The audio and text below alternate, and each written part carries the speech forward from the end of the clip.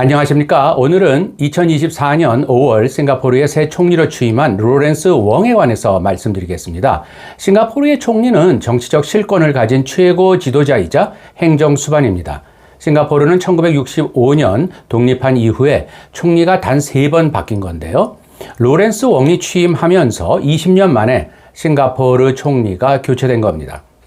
싱가포르의 국부였던 리 관 유 정 총리의 아들인 리 셴융 정 총리가 로렌스 웡을 코로나19 팬데믹이 한창이던 2020년 팬데믹 대응 태스크포스 공동 의장을 맡기면서 그의 인지도가 굉장히 높아졌죠.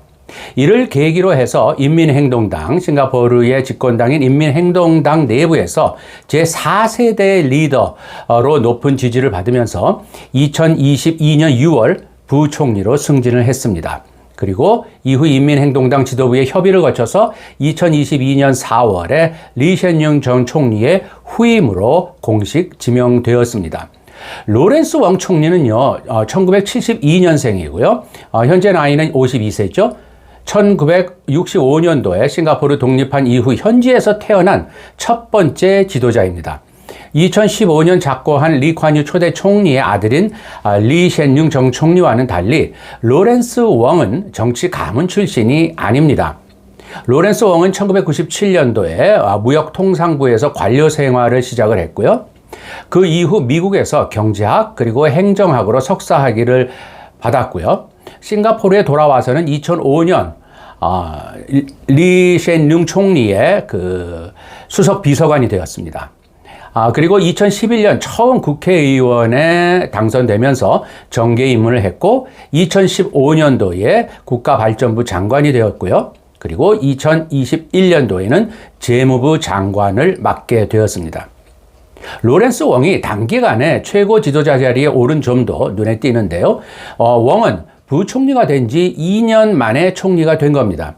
고척동 정 총리라든지 리 셴융 전 총리가 부총리를 각각 5년 또 14년 동안 했던 것과는 크게 대조가 되죠. 로렌스 웡은 취임하면서 대국민 연설에서 590만 싱가포르 국민을 위해서 겸손함과 깊은 사명감으로 지도력을 발휘하겠다고 다짐했습니다. 로렌스 웡 총리는 지속 가능성, 또 불평등 문제, 고용 등의 문제들을 해결하기 위한 정부와 또 국민 간의 사회적 협약을 마련하겠다고 선언했습니다.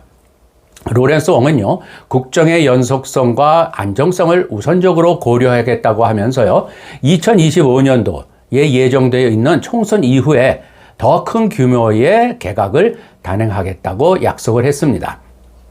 한편 리 셴융 전 총리는요, 전임 총리들이 그랬던 것처럼 로렌스 웡 총리의 내각에서 수석 장관직을 가지면서 남아있게 되었고요. 그래서 정치적 영향력을 유지하게 됩니다. 리 관 유 전 총리도 1990년 총리직에서 물러난 후에는 21년 동안이나 후임 내각에서 처음에는 수석 장관으로 또 그 다음에는 고문 장관으로 자리를 지킨 바가 있죠.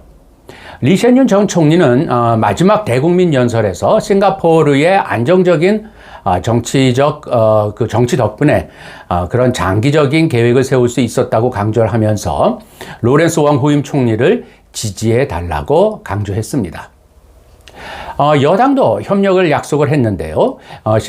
야당도 협력을 약속을 했습니다. 그 싱가포르 야당은요, 노동당이라고 불리는데요. 워커스 파티. 노동당의 그 프라탐 싱 대표는요, 외부 환경이 불확실하고 또 예측하기 어려운 가운데 인민행동당 내부에서도 상당한 세대 교체로 인한 복잡한 시기에 로렌스 웡 총리가 취임하게 됐고, 또 로렌스 웡 총리의 지도력 아래 노동당은 싱가포르 국민의 이익을 증진하기 위해서 입법부의 역할을 계속할 것이라고 말했습니다. 1965년도에 말레이시아로부터 독립을 할 당시에 싱가포르는요, 정말 가난하고 취약한 점이 많은 섬나라에 불과했습니다. 이랬던 싱가포르가요, 21세기 들어와서 특히 최근 20여 년 동안에 1인당 국내 1인당 그 국민 총 생산이요, 2배로 증가를 하면서 현재는 1인당 88,000달러에 달하는 전 세계에서 가장 부유한 국가 중에 하나가 되었습니다. 그리고 풀타임으로 일하는 싱가포르 거주자의 평균 임금은요, 지난 20년간 실질 소득 기준으로 해서 43%가 상승을 했고요.